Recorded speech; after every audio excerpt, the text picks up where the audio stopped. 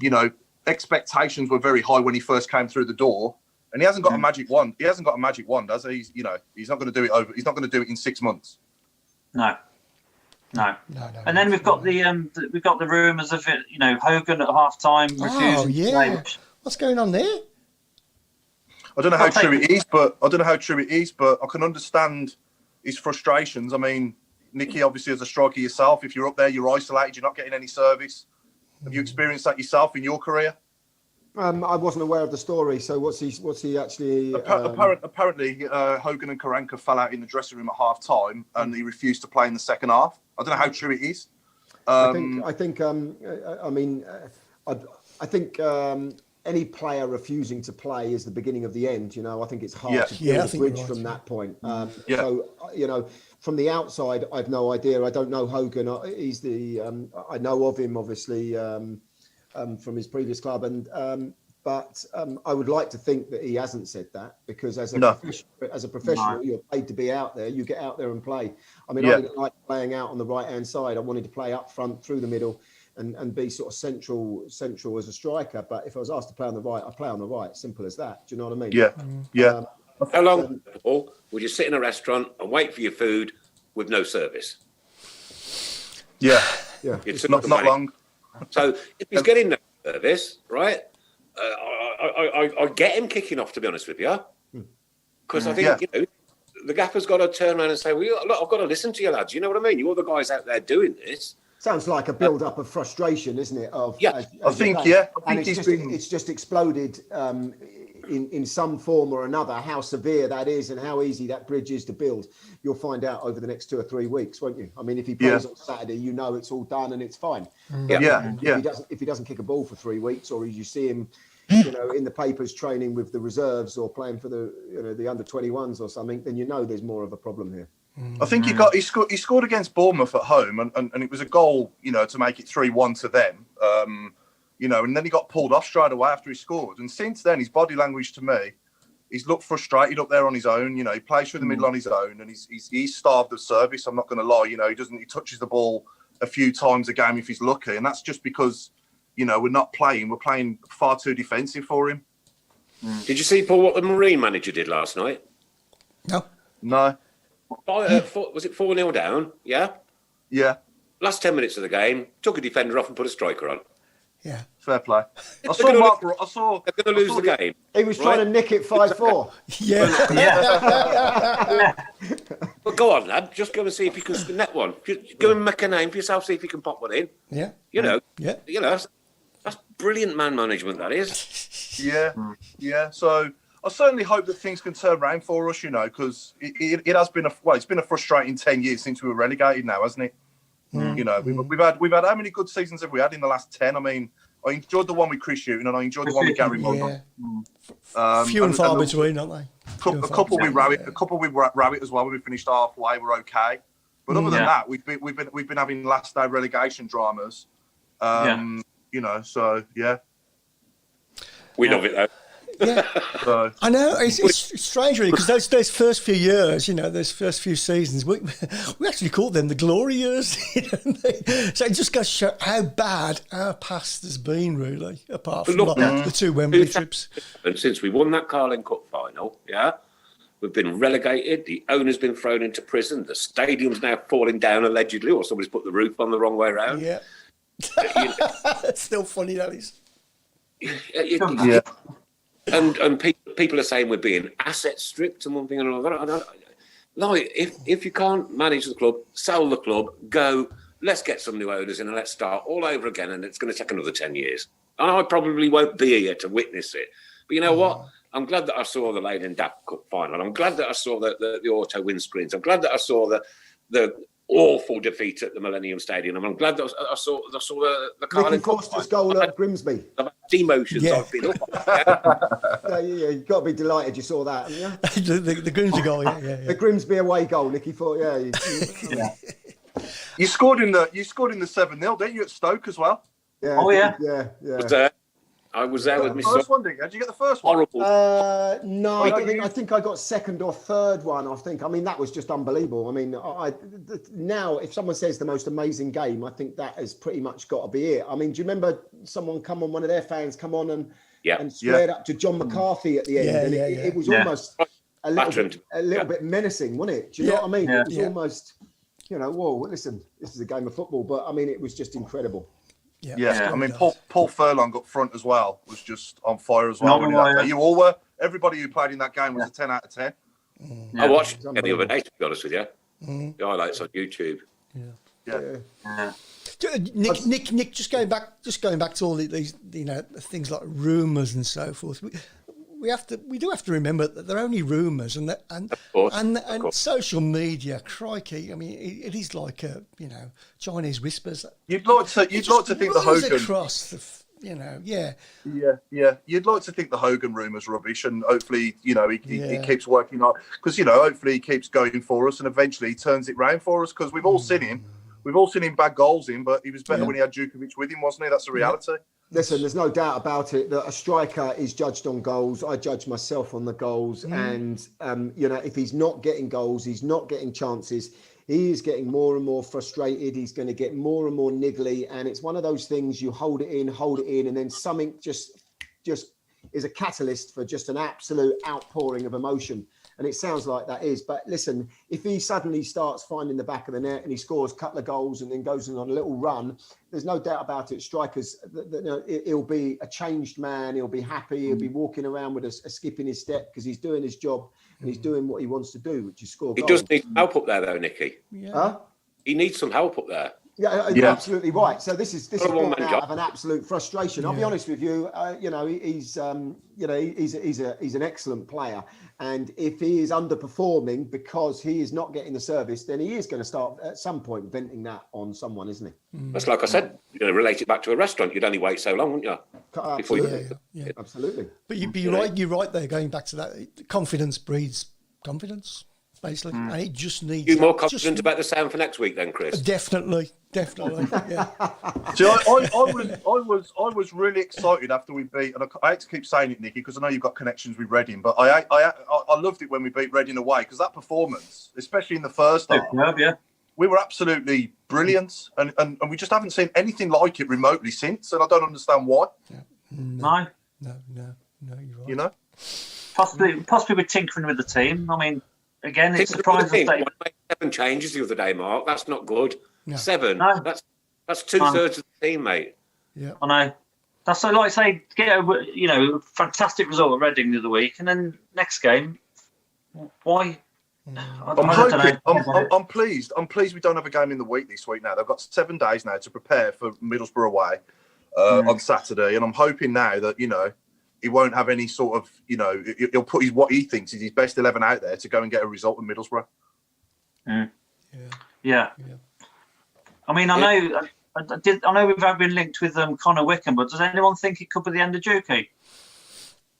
Don't know. I think we need somebody as well as him, though. We don't, we can't go with 2 strikers. We need at least 3, don't we? I think, even if we're playing 1. Yeah. A question for Nicky from Big Singh, a friend of the show. Nice to see your dad on Sky News the other day, mate. Nicky Forster was known for his pace. Was there anybody at Blues who was quicker than him during his time with us? No chance. Do you know what? We had some some rapid players at the time.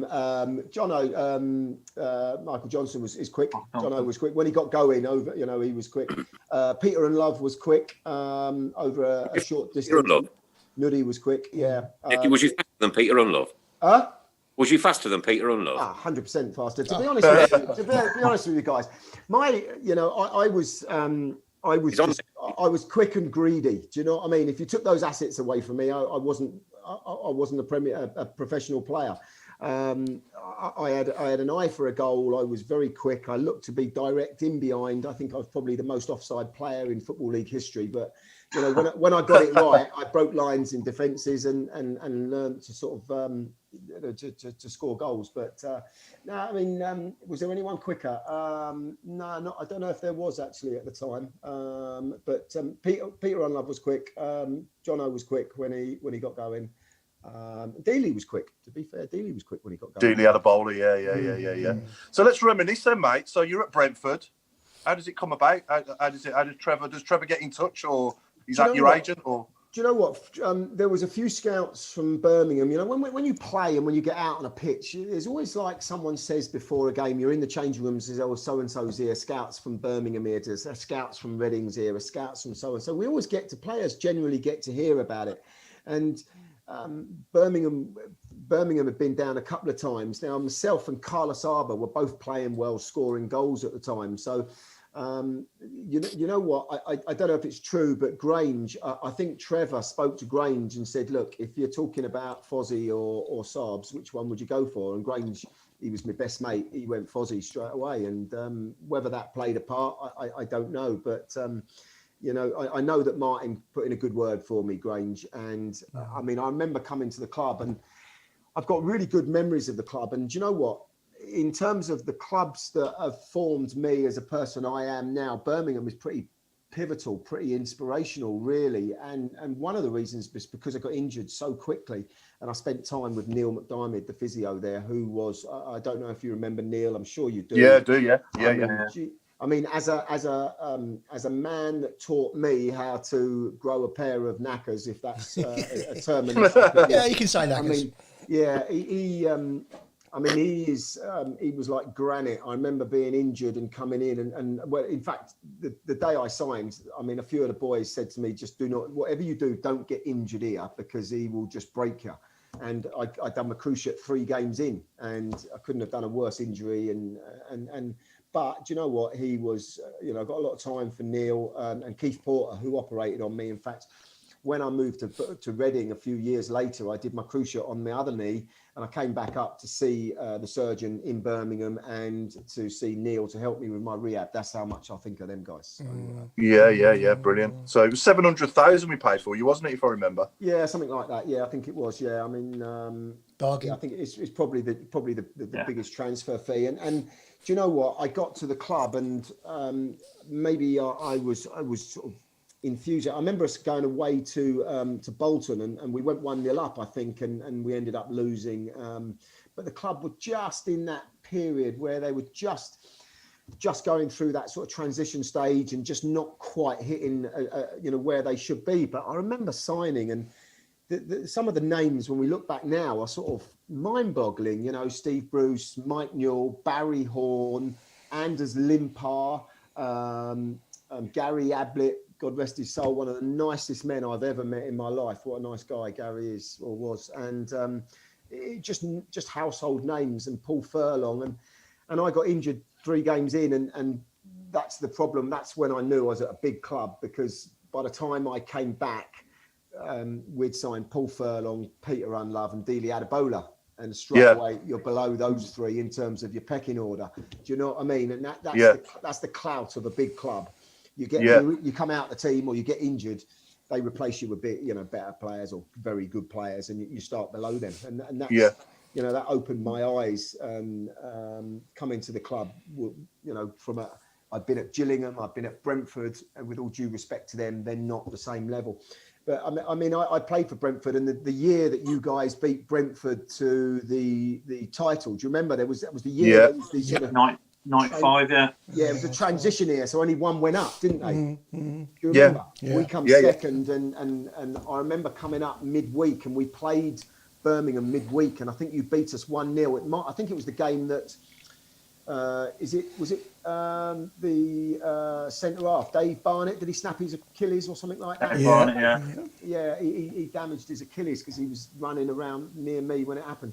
But and I remember the intimidating atmosphere. It was a real sort of tense, close night, lots of sort of low mist in the sky. And I remember thinking, this is a big club. So to sign for you guys a little while later was a great achievement. I loved my time there. It's just sadly the injury coming 3 games in and then putting me out for 6-7 months, you know, was a real unfortunate event. But as I say, it went a long way in building me as a character. Yeah. So who was your debut against, if you can remember, and who was your first goal against? It was I tell you the story. The first time I come on in a blue shirt was was against West Brom at home, and I give the ball away on the halfway line. The ball came up to me. I give it away. They crossed it in, and I think Hunt or I think scored the winner. I give the ball away, and so. But listen, I was used to that. 50% of the fans hating me and 50% loving me, and by the end of the game, they all hated me. So I was used to that anyway. Yeah. Only Sunday, Monday, and Tuesday. Yeah. And your first goal? Your first goal, I think, was Grimsby away. I think it was it? Grimsby away, and I never forget. We went up to Grimsby the night before. We checked into this hotel, and here's one for you. We checked into this hotel, and then about me and Granger were in this room, and it was an absolute dive of a hotel. Can't remember, somewhere in Grimsby, and the phone rang in the room, and picked up the phone, hello, and it was Brucey, and he went, everyone down in reception in 5 minutes, we're not staying here. And you'd expect that call to come from the manager or the assistant manager, but it weren't. It was Brucey saying, "No, we ain't staying here." Yeah, we all had to move, so we went into another hotel about 5 miles down the road. Oh, brilliant! Yeah. Was that mid kind of February? Yeah, that was mid-February. Yeah, so I played 3 games, scored 3 in 3. So I scored against Grimsby away, Wolves at home when we got beat 2-1, and I think Bully scored after about 20 seconds. Do you remember? Yeah. And then I scored a quite a lucky equaliser just on the stroke of half time. I think they scored in the second half. And then I scored against Southend at home and done the cruciate in that game. Mm-hmm. Yeah, I went to Grimsby game away. My God, that was cold. It's one of your highlights, Nick. We've covered that. Haven't we? My ex-wife at the time, and I think the eldest son and the second one down. So Adam would only be 4 or 5. Luke pretty much not far off newborn, maybe 1. And I was at work, and I was saying, I'm going to the Grimsby game tomorrow. Got a ticket, and this lad at work said to my missus, he said, "Oh, you need to go to Grimsby." He said, "It's lovely, it's a beautiful place." He was going. It smells. It smells. Talked away into coming to Grimsby. I left them on the dock. She had got the car keys. I went off to the game, and they just stood there in the fog. And it was really, really, really cold. But, it's football. You got to go, ain't you? Yeah. I think that's what I done second half. Just stood there in the fog. So who was the best? Who were the best sort of pranksters and jokers in the dressing room? Would you say at that time? I mean, Jono was, Jono was such a great lad. He was just brilliant. I mean, he used to do impressions. He could do Des Walker. He did John Barnes. He was just such a great character in the dressing room, and so was Benno. To be fair, Benno was Benno was a great lad, but. It was a real nice mix. Furs. I spent a lot of time with Furs because Furs used to drive up and down every day. Believe it or not, he used to live in London, and Trevor used to say, "Furs, when are you moving up?" And he said, "Oh, next week I'm looking at another place, Gaffer." And he never looked at a single place. Furs just drove up every single day. Do you know what I mean? Up and down the motorway, and but you were right. I mean. There was a time that year, I think we did a pre-season down in Plymouth, where Trevor was from. I think HMS Drake, I think it was. With the Marines, yeah.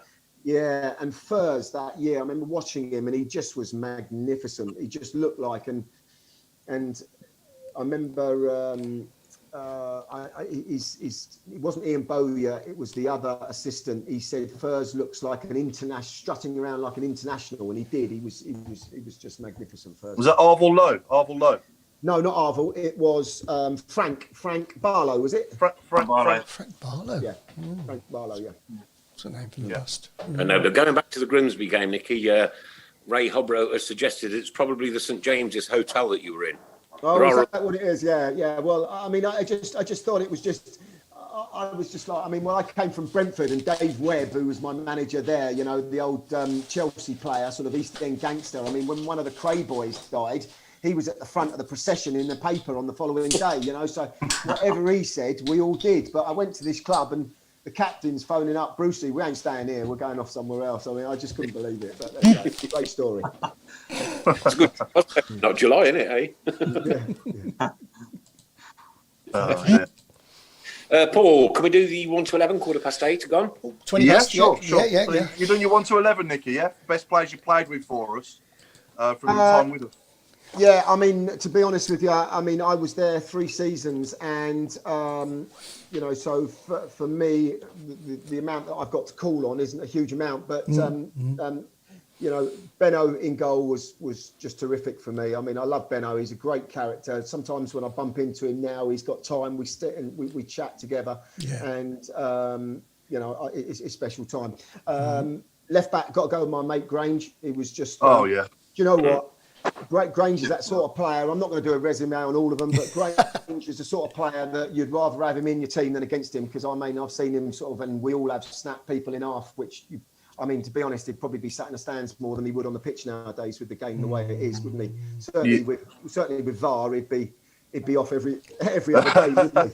But in terms of commitment, he was brilliant. Percy, he could play though, couldn't he? His free kicks and set pieces and that left foot he had was a one, wasn't it? It was brilliant. Well, I grew up as a West Ham fan, which you guys I'm sure won't like, but I grew up as a West Ham fan, and Julian Dix for me was my hero to a point, and I think Grange was equally as good as him. Do you know what I mean? Similar sort of player. Do you chat to him at all? Do you speak to him at all, Grange? Or?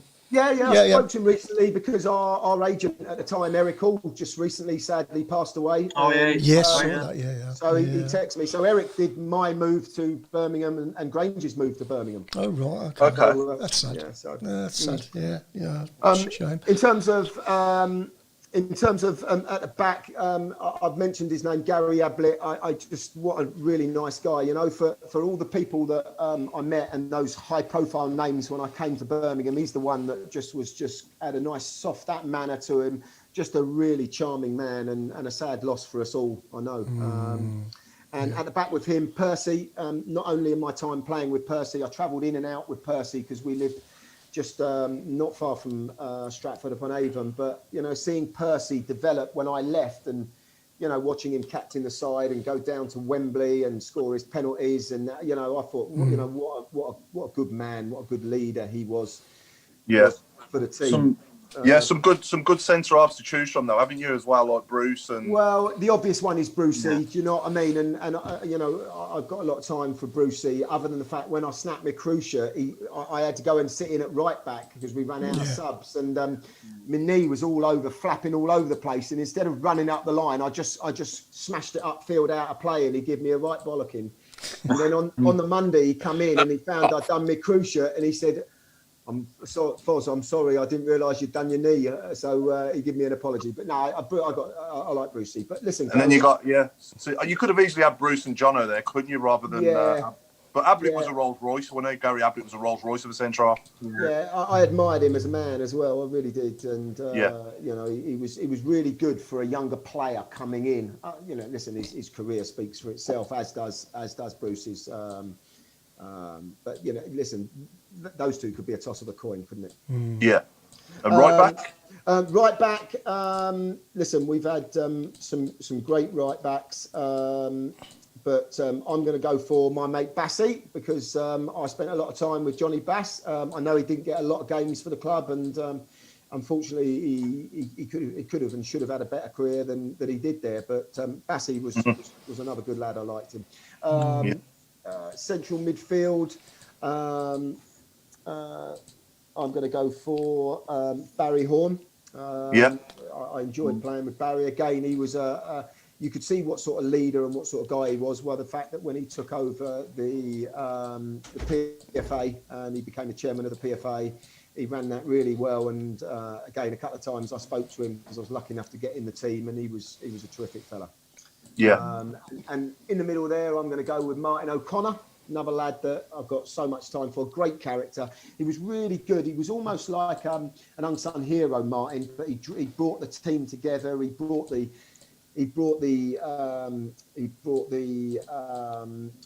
dressing room together. He was a great character. Gets in everybody's team, Nicky. We haven't had anybody on this show that played with him that hasn't picked him. That's right. He's a great lad. On the wing, Nuddy, Peter Unlove. He can infuriate, he can frustrate, but then he can do stuff that none of us mortals can do. I mean, some of the things I saw him do, both in training and in games, is just it's just incredible. And I think he scored a hat trick, didn't he, in a pre-season game against Man United? Did he? Yeah. It was just unbelievable, Peter. Yeah. Did you play in the games? When he used to rip Wolves and West Brom apart? Oh yeah. Yeah, I mean, I've played in some games with Nuddy where he just does stuff that defies belief. And to be fair to Trevor, even when he used to train with us at that time, up at Wastills, he was another one. Trev could do stuff still with a ball that I mean, he could get across in the box that you didn't think it was possible, and he'd get the ball and you'd be stood there thinking, well, I didn't expect it to come in, Gaffer. Do you know what I mean? Yeah. Why the hell are you not gambling? I'm thinking, well, I didn't even know it was going to come in. Do you know what I mean? So, he was that good. It was hard to read. Yeah. I remember him. I remember going to the Hawthorns, and he was just unplayable that day. Peter Unlock. I think he got two, and Daly got the other one, and we won 3-0. Three. Yeah, I remember that. It's 3-0 at half time, wasn't it? Yeah. We looked like we were going to score 5 or 6. That's right. I do remember. Yeah, it was. Yeah, and he was great game. That was. Yeah, that was Oh, just unbelievable. Yeah. In terms of on the other side, John McCarthy, he was, do you know what? He could just get crosses in the box. I knew that if he got the ball out wide, 8 times out of 10, he'd get a cross in the box, and then I could make a move off it and I could gamble off it. And then up front, it's got to be Furs. Furs was just like I say, I spent a lot of time with Furs. He's a good friend now, and I sort of keep in touch. But Furs for me up front. And then Big Kev, Super Kev, because when I came to the club, he was my strike partner, and I really always worked well off a sort of a little and large combination, and they don't come much larger than Big Kev. They don't, no. In terms of size, but also in terms of just what a nice man he was. Do you know what I mean? He was, or it is, I'm sure. I don't speak to Kev now. I haven't spoken to him, but I'm sure I would if I saw him. And he's just a lovely guy. I can still see him now, Nicky. I can still see him now playing up front for us with his big, thick gold chain on. Yeah. What's he actually do now? Does he's a Mountie. He's a policeman. He's a policeman in Canada. Is he? Yeah. He's a Mountie. Yeah. He'd need a big horse, wouldn't he? I was just about to say, poor horse. I know. Yeah. Yeah, he was a big. He was a big lad, wasn't he? He was a big lad. Yeah. That's a great side. Because, he was a good foil for me. Do you know what I mean? Yeah. But that's a cracking team, that is. Who would be captain there? I'd be captain. I'd sit on the bench and then I'd come on at half time. I'd take the baton. Captain. Just for pure experience, I'll give it Gary Ablett. Yeah. Great show. Top man. Yeah, I'd say, Paul, 3/4 of that side we've had as guests. Or at least half of them. Yeah. Crikey, Crikey, it'd be great to get Paul Furlong on, wouldn't it? And Big Kev. Yeah. Front two. We've never had either of that front two on. It'd be great to get one of them two on. Or both of them. Yeah. Okay, ladies and gents, we've still got a few football teams left for the signed Boyle Sport shirt. It's £2 to go. Get in touch with either myself, Chris Brown, Paul Hipkiss, Mark, or the Tilton Talk page, and we'll get it. There it is. It's a signed Birmingham City shirt this season. It's £2 a shot. So all you need to do is buy a ticket. You've got to be in it to win it. Yep. That's it. And we've still got a few tickets left on the signed football as well. Yeah, we have. Yeah.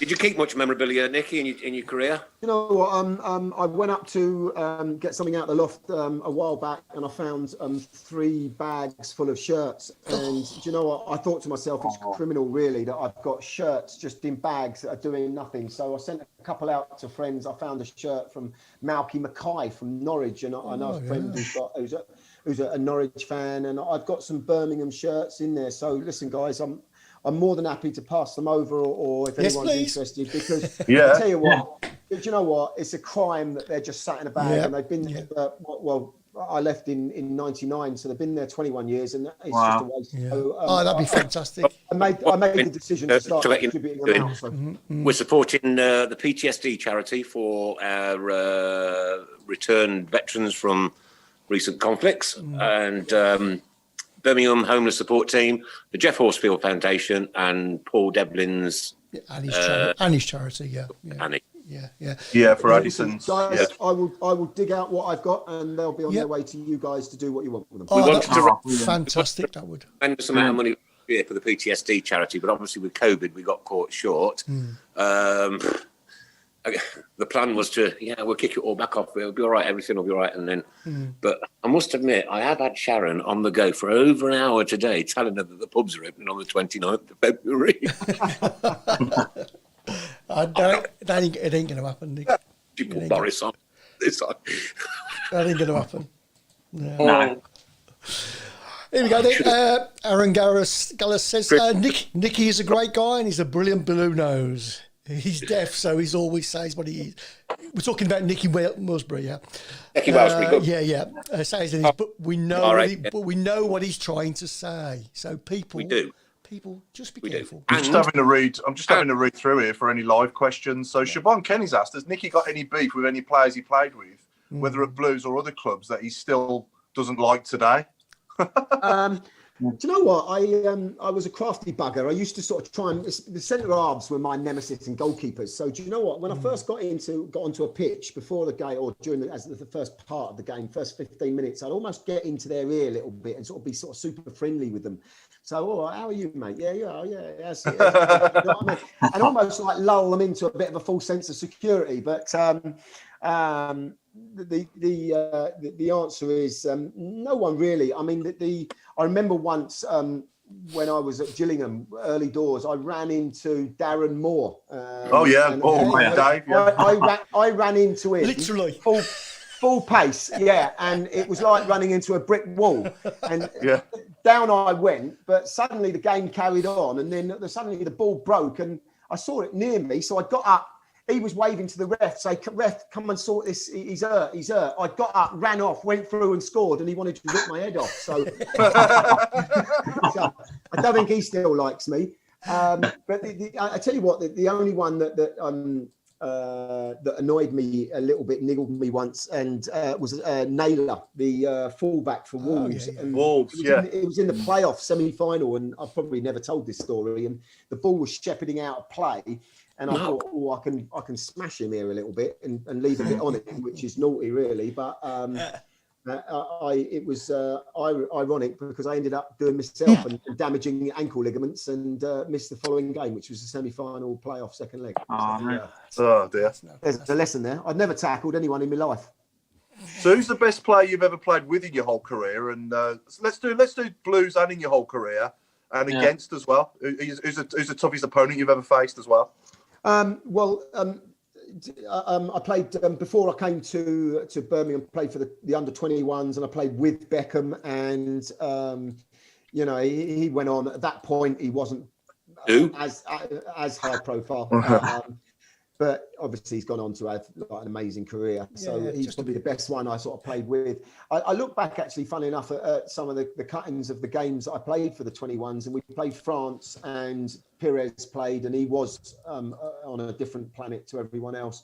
And we played Brazil, and Juninho played. And again, he was something else. So those two boys internationally stood out. I was lucky enough to play on the same pitch as Thierry Henry, and he was the one that, for me as a striker, looking and that raw pace. I mean, what amazed me about Thierry Henry is that for much of the game he looked disinterested and not really actively looking to come and seek and find the ball, but as and when it got into his area, he was just like, you like the blue touch paper, and he was gone. And it was just something else. Even standing on the pitch watching him was just special, really. When we first got to the Premier League, Arsenal beat us 4-0 at St Andrews, and he was just superhuman that day. He was unbelievable. Honestly, I just couldn't believe how good he was. Yeah, that whole Arsenal team was a joke, wasn't it, in 2000 and early 2000s? But that Thierry Henry was just on another planet when he was an unbelievable player. Him and Bergkamp, You just got to sort of look at those guys, and when they're on fire like that and have got that swagger about them, you've just got to take it in and appreciate it. I remember when I was doing my A license, the coach there, Dick Bates, head of the FA coaching department, said, go and watch the best players in whatever sport you can. So don't just limit it to football, but just go and watch the best players. Go and watch Tiger Woods if you can strike a golf ball. Go and watch Thierry Henry in full flow. These people are on a sort of a different level to the rest of us mortals, aren't they? Yeah. Oh yeah. Definitely. Absolutely. And the best player you played with at Blues? I'd have to say Peter and Love. I mean, as I say, he could infuriate, and there are times where he'd take someone and he'd chop it back, and I'd think, okay, well, roll me in, set me up, and he didn't. He wanted to go for another check or another this or another that, and you couldn't read it, and then he'd go and bend it in the top corner or do something just ridiculously good with it. But it was infuriating, but just mesmerising at times. Would you say he underachieved in his career? When he's at Coventry a long time. Yeah, I mean, I think he was elevated so much from a young age. Coventry when he did what he did, and that. Yeah. And it was.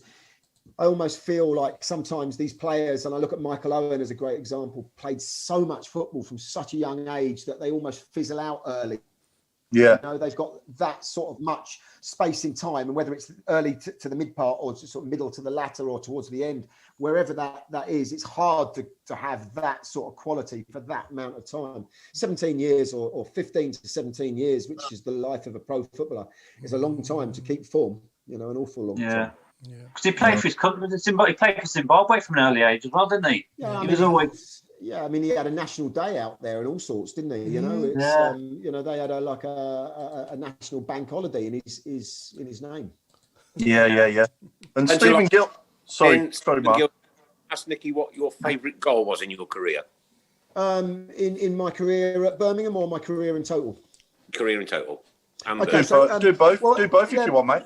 Yeah, I can do. I mean, I came on Sheffield United away, and we beat them, and I went through, and it was a nice ball through. I can't remember who played it through. And I was there, Nicky. I was there. It was Chris Marsden who played the pass, I think. You'll remember. It could be. I rounded the keeper, and and at the time I had a really short skinhead, and I've got a series of photos which are sort of step-by-step frames of me running through round the keeper and rolling it in, and a nice celebration. So I've got it in a sort of a collective of montage, which looks really nice. So that was quite a nice one for the Blues. My best goal ever. I scored a nice one against Sheffield United for Reading on Sky, but probably one of the goals I scored against Ipswich, which was a hat-trick I scored for Reading against Ipswich. That was probably my first one of those was my best. Yeah, we won that game, didn't we? At Sheffield United, when you scored, was it 2-0, 3-0? Yeah, I think it was either 2 or 3. I think it might have been 3. But we definitely won it. But they had a good team then as well. Dealey got one, didn't he? Addy Bowler scored one, didn't he, in that game at Sheffield United? I was there. I remember it like it was yesterday. Still beyond the goal. Yeah, I remember being there. Yeah. That's it. Yeah. Good stuff. More live question from Pat Begley. How do you rate the fans of Birmingham? We are amazing. Have you played for a team with louder fans away? Do you know what?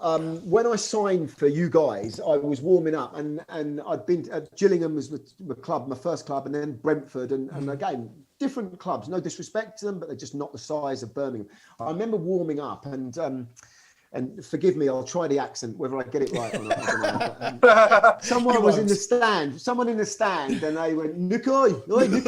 That's good. And they said, come here. So I walked over to them. I was thinking, oh no. He went, do you want a bite of my meat pie? Before the game. And I was like, no, you're all right. Okay. And do you know what? If I had my time again, I would have had a bite of his pie, because it didn't look good. Chris Brown. Do you want a bite of my meat pie? And I thought, do you know what? These are different sort of fans. These are unbelievable. Brilliant. Yeah. I mean, I can't listen. Listen, I'm on a talk show, Tilton show, and you know, for me to wax lyrical about you guys, you'd expect it because I'm your guest. But I tell you now, I'm not just saying it when I say the fans of Birmingham are. I mean, I've never played Newcastle, and they say their fans are passionate, but I can only imagine that you guys are the same as that, because you guys are something different than anywhere else I've been, and I don't know the reason for that.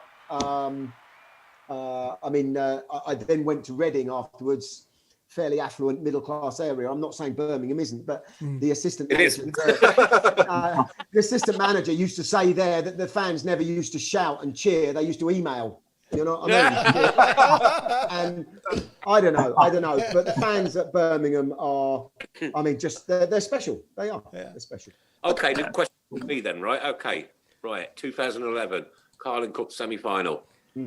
Was you rooting for West Ham or Blues? Do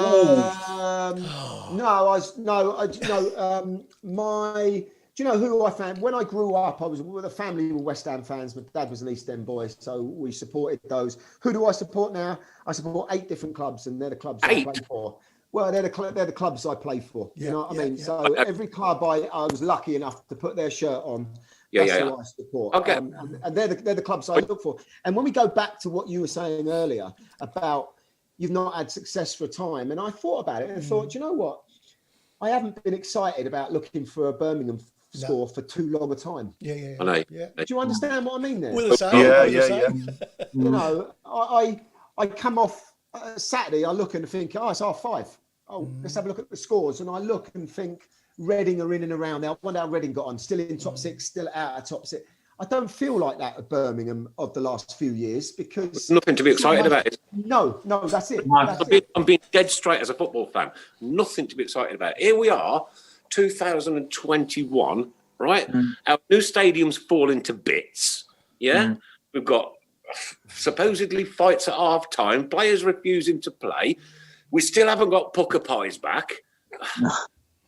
But and you've got 50% of the season still to play for. Yeah. You've got 23 games. It's not as if you've got 8 games left and you've lost the chance. You've blown it. Nicky, I'm not sure whether that's a good thing or not. Breaking news. Steve Portman's written tonight, Nicky, here is your pie guy. No, it ain't. No, is it? So I know the guy well. He wouldn't say I so. swear to you, someone said, "Here, do you want a bite of my meat pie?" And listen, if I offended him, I'm sorry. I should What we're paying for. Our humour is second to none in the football world. Nobody can beat us. Nobody has got a patch on some of the stuff that we do. Nicky, can you say happy birthday to Siobhan Kenny, aged 36? Happy birthday, Siobhan. I hope you have a lovely day, and I hope you can enjoy it with some of your family and friends at this difficult time. But happy birthday. Fantastic. Lots of questions coming in, loads of comments as well. Blimey, crikey. Right, I'm going to go back to West Ham at the minute. I suppose as a kid, you obviously went. And West Ham's ground, wow, that was compact.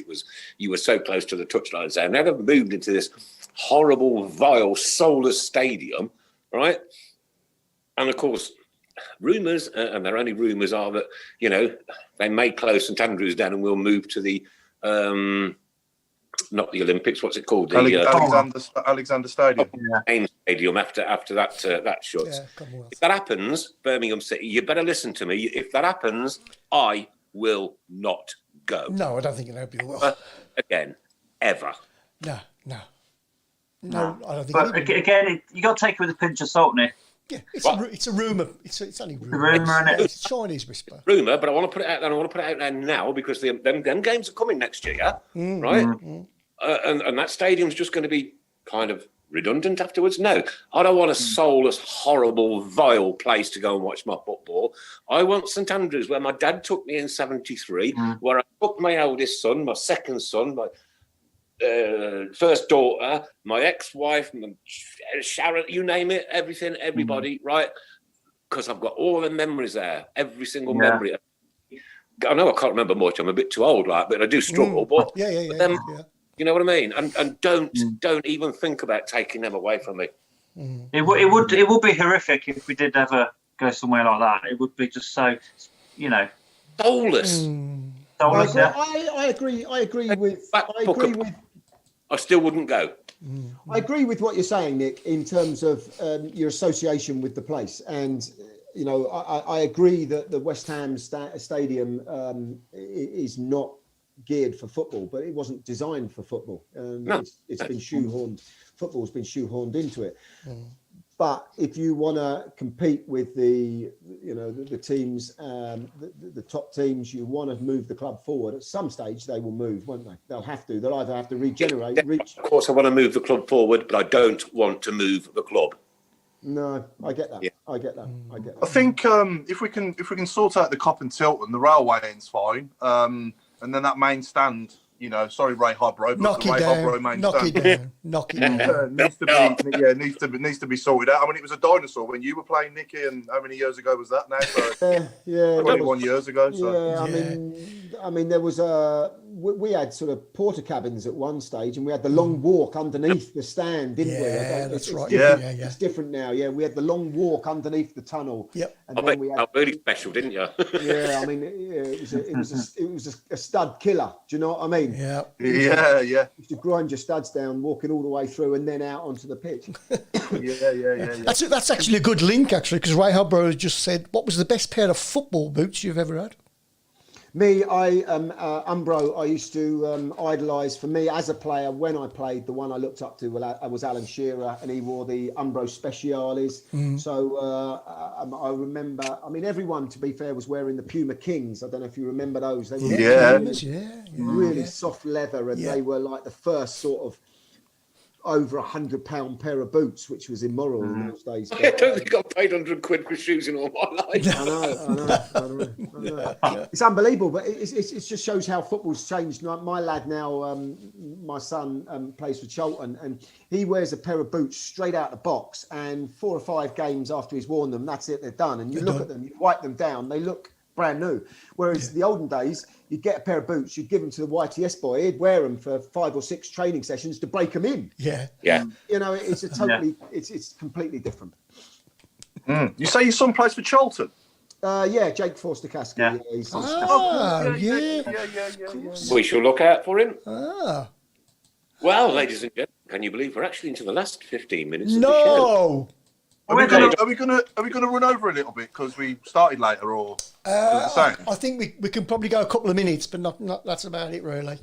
Okay. Well, we'll have a bit of that. What we're doing right, Nicky, at the end of the show for the last 15 minutes, do a little bit of fun word association, and this just proves what the Birmingham City fans' humour is actually like. We just choose a random subject once a week, and we get them to word associate with anything to do with football and the random subject. Today, ladies and gentlemen, your random subject is a chip shop, and I want to start you off with Barry Fryer.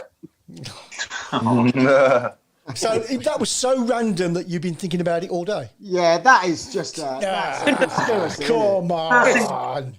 Wait, since last Monday. So what was Nicky? What was Trevor like in the dressing room then? So when things weren't going too good, and when say we go in at half time 2-0 down, what would he be like? Really irritated. Trev is, I've got a lot of time for Trev, but the one thing that I think Trev struggled with was relating to other players, and the way he spoke to players. Sometimes he didn't get the most out of them. And I remember Devs. I mean, I was sitting around a big round table eating dinner, and he was just trying to communicate, Trev, and he said to Devs, and Devs will bear me out here. He said, Devs, have you ever been to New York on Concorde? Devs looked at him as though like, what are you on about? And it was just trying to, because Trev used to go off every year, the 3 years I was there, and Trev used to go off for 3 or 4 days. He'd go after a game on a Saturday and come back on a Thursday or something, and go off and fly to Concorde to New York for Christmas shopping. And he spoke to, and that was the problem with Trevor, is that he perhaps just struggled sometimes to relate to some of the younger lads that hadn't lived the privilege that he'd lived. Yeah, sure. Then I'll just crack on with a few of these while we're just waiting. There's hundreds. Okay, we got Madonna Kebab from Steve Portman. Jake Clark from Craig Courtney. Patrick Berger from Ray Hobro. The next one's good. Oh dear me. Can you see? Tell you what, Nick, can you see Jake Salter? Yeah, we got Maradona Kebab. Nicky Buttered Roll. Dean Gherkin. Ken Fish, blues trainer, early 60s. Ooh. Christoph de Bravey. Corey Dalby.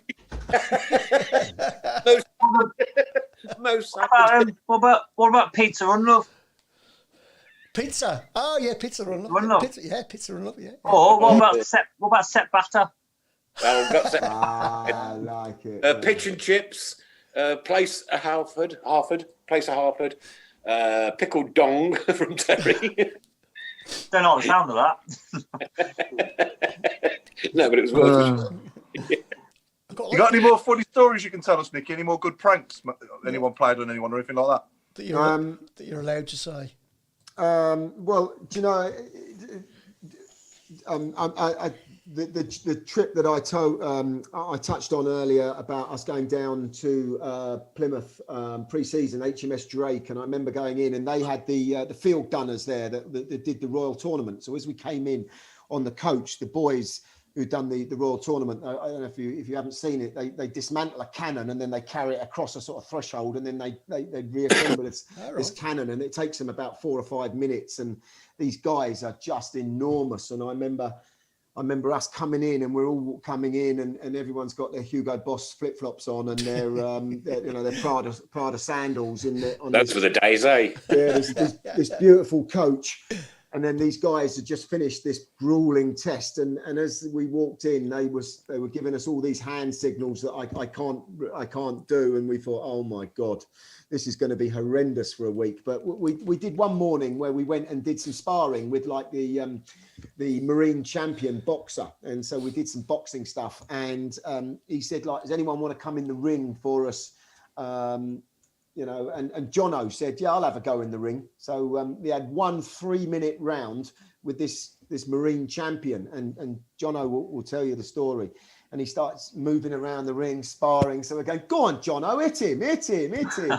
So he threw a few punches and missed. And the guy said, look, if you hit me, I'm going to hit you back. So we said, go on, Jono, go on, son. So anyway, Jono's hit him and caught him on the nose. So we're all cheering. No sooner as we cheered, he smacked Jono right on the nose. And a little bit of blood's trickling down his nose. It was like, oh, that was it. He was out. But I went in the ring next, and all I can say was me with this guy. It just looked like Tom and Jerry. He chased me round the ring 2 minutes, and neither of us threw a punch. But to be fair, they were really good days. Go on, Nick. And then we got Chip and Doy. Chip and Doy. Had to come in, Jose Marini Razor. Jose Marini Razor. Oh God, that's when we go dizzy. Peter Crouch. Peter Crouch, yeah. St Andrews, the place to be. The place, very clever. Gary Vinegar, Robbie Savage, fish got battered. Avaloi Milosevic.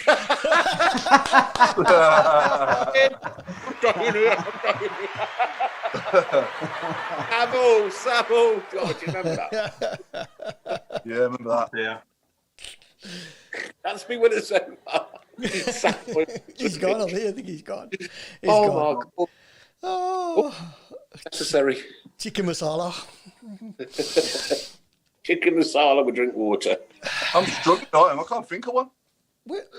I thought this would be really hard. I did, but not for this lot, Chris. No. Actually, it's a big occasion. I've gone the whole show without going the toilet. Dun, dun, dun. Thank you. There's a hole in my bucket, dear. Does that mean you finally got it? Yeah, you finally got a bucket. Yeah, I have actually. Or a litter tray. Yeah. Okay, next week we've got 5 minutes, 6 minutes of the show left to go. Middlesbrough up next. Let's have your predictions, Mark. Pretty much. I don't think there'll be many goals. I'm going to go for a 0-0. Right, 0-0. Chris Brown. I'm going to go for a 2-0 loss. Can I also Happy New Year, guys. Happy New Year. Can I also just say that next week I'm going to empty the bucket? Halibut Tarantini. God, I've wet myself. I can't wet myself. Chris, when you said that, you almost sounded like it was a good result. It was. It's only 2 instead of 3. I'll take a 2. I'll take a 2-0 now. Yeah, 2-0. Yeah. I'll be happy with that. Absolutely crying. Put it, please. Where's it gone? I'll go for a Desmond 2-2. I'm going to go. I don't think we're going to win it. I don't think we're going to draw it. Dave Twine, Halibut Tarantini. There is no better one than that. That is brilliant. Off the scales. Ooh. Oh, that's a good one from Ray Hobro. John Scales. John Scales. Ray Hobro, David Butty. Yeah. Well, we've got Peter Haddock. Where do they get them from? I thought it was going to be hard. Yeah. You could have Jody Haddock, couldn't you? Have Jody Haddock instead of Jody Craddock. Yeah. Jody Haddock. Yeah, good. Low battery. Right, I better plug my phone in just a second. Right. Yeah, sorry, Middlesbrough then, Paul. Yeah, I just said I'll go for a Desmond 2-2. Okay, I think. Nicky, what are you saying? What do you reckon? 1-1. I think we're going to get 1-1. You think what, Nick? 1-1, I think. Okay. Don't know if Auntie Linda's written in yet, but she normally predicts Blues to win 6-0. Yeah. You know, we talked about it a few weeks ago that any 6-0 and I'd do the show naked. I was getting a bit scared. Against Man City, yeah, it's a good job they took De Bruyne off at half time. And as you saw in my pictures, I've moved a heater a bit closer to my credentials just in case. Oh dear. So what lies ahead for you? What lies ahead for you, Nicky, for the rest of the week, mate? What you up to for the rest of this week? Are you coaching or? Yeah, I've got. I sort of do 2 roles now, so I got. He's gone, isn't he? Look? He's gone. Yeah. He's off screen anyway, so I can't see him. We've got the hand of God. That's the winner. That is the winner. That is the winner. I can't compete with that. I'm actually crying with that. It's funny that was the hand of God. This Nicky Forster is why Birmingham City fans have got the best sense of humour in the world. We lose 3-0. We're at the FA Cup. We ain't got a pot to pick. You got a roof on the wrong way round.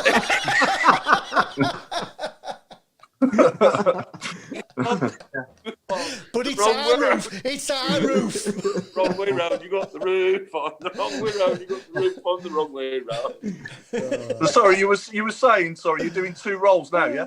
Yeah, I mean, I've got a personal training centre in local to where I live, and I do sort of some motivational speaking. So I do it with, players and set goals and one of the things, like I was sort of thinking about, the situation is what are they doing? If you've got 23 games left, what are the club doing in terms of sitting the players down as a collective, bringing them together and saying, okay, like, where are we going to go here, guys? This isn't what we want from the season. There's no way that they are where they want to be at this point in the season. Yeah. So where is the collective togetherness where they're sitting down and they're actually setting themselves and breaking the season down into smaller chunks and say, okay, what do we want to get out this next 3-6 games, something like that, Can I just say to that? Can I just say to that, Nicky, from your experience, would that come from the manager or would it come from the CEO as well? Do you know what? It could come from either of them, but it could come from I go into clubs now and do this sort of thing with clubs, and there are lots of people like me who do it, but I go into clubs and help them with goal setting and development of the team, development of their coaching and things like that. But in answer to your question, when I signed for Reading, Alan Pardew got every single player into the players' lounge at the end of the game, at the end of a training session once. I want everyone back at the ground, 2:00, and he broke the games down into just that, batches of 6 games. What do we want from this 6 games? And it's easy to just say, okay, 6 games, we want 18 points. But is that realistic? Is that achievable for Birmingham at this point in time? Possibly not. Probably not. So what do you want from the next 6 games? Because you could actually then look and start thinking, okay, there's a reasonable return of points from those 6 games that would actually push us up the table. And then they've got a focus. They've got suddenly, all of a sudden, a channeled approach to the next batch of games. And I think it's extremely powerful, because a season of 46 games, or now 23 games over the next 4.5, 5 months, is too long a time for people to concentrate on. So you need to bring it down into smaller chunks. And I think the power of that is just incredible. And I don't understand why clubs don't do it more. No. Good way of looking at it. Interesting, that. Yeah, we need you, Nicky, down the club, I think. Do you know what we need, though, Nicky? Give me a call and I'll come and sort it. Well, they do watch these shows, so what we need, right, is better communication from the club. We had it a couple of years ago. That's all been eroded. It's disappeared completely, right? We don't need to know the ins and outs of a fly's backside, right? Just what the plan is, where we're going, how's it going? Okay, we're going to do this. And I'm not being disrespectful. There's a good friend. Davo's gone quiet. Claire's left. Tats has gone. The heart and the soul, the brummy part of the club has been taken away. And there's nothing much left there at the moment. And it just feels like it's a big void. That's the problem, though, sometimes with football, isn't it? Is that what do we actually support when we support a football club? Because we are, over the space of 10, 15 years, all the players have left. The management has changed. Very often the owners have changed. Even in the case of somewhere like Cardiff, the colour of their kit has changed. So what are you actually supporting? You're supporting a belief. You're supporting an ideology, aren't you? That you just love that. I get that, but it's also supporting the weak, right? Okay, you lose on a Saturday, you're damn well sore on a Sunday. Monday's no better because you've got to go work and face your mates. Tuesday you start to get over it. Wednesday, Thursday, Friday you start looking forward to the next game, and it's the day, the experience. It's the tattoos on the arms, it's the tattoos on the hearts, it's the shirts, it's the colour, it's opening that ground up and going in and seeing the green and seeing the blue and white chairs, and it's the whole experience that nothing in life can beat. That's it. What it's about. I get it. It's about falling in love once, right? There's got to be a communication, isn't there, coming back from the club? There's got to be, okay, what do we want to achieve? But I just think sometimes clubs just drift, and for me, a good blueprint at the moment is Brentford Football Club, because last year they just missed out. And, to sort of say, we just missed out last year, let's try and go one better. Well, how are they going to actually go one better? Because missing out the way they did to Fulham, I think it was, in the playoffs. Yeah. That must have been a crushing blow. So to get over that and to do as well as they're doing this season and be as strong as they are, then there must be something fundamentally right with that club at the moment. Do you know what I mean? I look 20 miles up the M6 at a certain team who play in gold and black. Can't mention the name because it makes me feel sick, right? Another and they example. were a division below us 3 years ago. Yeah. And I look at that all the road. Cheated the way back into the Premier League. I think anyone that's got a goal, and whatever that goal is, there has to be a clear blueprint. There has to be a clear process from getting to that position where you are now to get to that none. Whether it's whether you call it a ladder, you've got to take that and divide that up into small rungs and take those steps at a time. And if that isn't being shared, and this is the key thing that I think and we're going a bit deep, but when I went into that meeting I told you about in the Players' Lounge with Alan Pardew, in that meeting was the chief executive, was the chairman, was the kit man, was the groundsman, was the masseur, was the nutritionist, was the sports scientist. It encompassed everyone in the club. It wasn't just the 11 starters or the 18 squad members. It included everyone. It had to be a club thing. Brilliant. And when you look at Brentford as well, when you think about us raiding them like 3 years ago for all what was 3 of their best players at the time, the way that and they've lost other players as well, haven't they? Obviously Hogan went to Villa, and they've lost other players in the past as well. Their best players, they've still managed to produce, haven't they? There's something fundamentally right with the club, and as you talk about the Gold and Black Club up the road, they're another blueprint at the moment. You can just see, I mean, the wealth that they've got. Is it the Fosun Group or someone like that? I don't know who owned them, something like that. Yeah. Chinese group, and their wealth is comparable to Man City, but they're not doing it by just throwing it at it. They're doing it step at a time, and they're just managing it to where they see is their. It's literally micromanaging it, isn't it? It is. It's micromanaging. Every blade of grass that grows on that pitch has got to grow to a certain length. And I don't care. I don't care what you say. About accounts. I'm talking about your backroom staff, your front room staff, your front of house staff, everybody, everything, and everybody. And I don't care what anyone says. A roof being the wrong way round has no bearing on that. You can still get where you want with the ground, the where it is, and everything else. It's a club or a company, because football clubs are companies now, aren't they? They are in their own right, and it is an ethos for development. And I don't think clubs. I think sometimes they just think, buy a load of players, hopefully they'll gel, and we'll get maybe success. What an interview this has been. Nicky Forster, you've been an absolute star tonight, mate. Inspirational speaker. I'm inspired. It's been a pleasure. Been a pleasure, mate. Thanks for your time. Show to remember that was. Guys. You're welcome. Really good. Really, really, really apologetic for the sad issues we had at the beginning. It wasn't actually Chris Brown's. All my friends, all my brilliant jokes as well. I got them out all earlier. Textbook of jokes. Oh, Nicky, I've got to say, your Brummie accent was spot on. Spot on. You're going to say it's terrible. No, it was good. You're doing it, go on. Go on. No, that's a wonder. That's a wonder. Anyway, we're going to use it for a week. I'm going to clip it. Can you make sure you clip that one, mate? We've got Scarf Ladies Bert, we've got Dance doing Trevor Francis. Yeah. And now we're going to have boy take my pie. Fantastic. Oh, Mark Adams, thank you very much for your input and, of course, your robe. Thank you. Thank you very much. Take care, everyone. Have a good week. Again. You all know you work for the NHS. Stay safe, buddy. Right, and thanks for the tremendous work that you guys have done and are still doing and have got to do going forward. Well done, mate. Well done. Mr. Sheen, a.k.a. the old mate Paul Hipkins. Good night, my friend. Good night, all. Keep right on, as always. Hey. Mrs. Brown. Good night. It's probably the worst one ever. That was. Hang on. That's better. Honestly, chip shop jokes earlier. My computer's crashed again, so I can't see the last of them. But I'm going to rewind them in a minute. But some of them were absolutely superb. Thank you so much for making me laugh tonight. Yeah, one more for the road. What about Liam Fridgewell? I think on that note, Nick. On that note.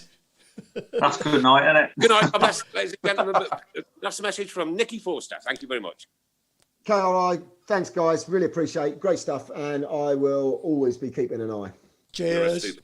Thanks for memories and 3 seasons. Can I tell you what? Boom, boom, boom, boom. Get in. Especially that game at Grimsby when my missus got cold. Best go. Yeah, it was worth it. The divorce and the divorce was worth it. Oh yeah. Maybe you'll see Steve Portman again one day with a pie, so you can have a bite. Yeah, mate. If he offered me it, tell him I'd have a bite now. Yeah. Good night. Anytime you're up in Brum, always come see us. Do whatever, ever. We'll meet you down the Blues one day. Good night. God bless. Take care. And keep right on to the end of the road. Blues, Middlesbrough away Saturday. Good night.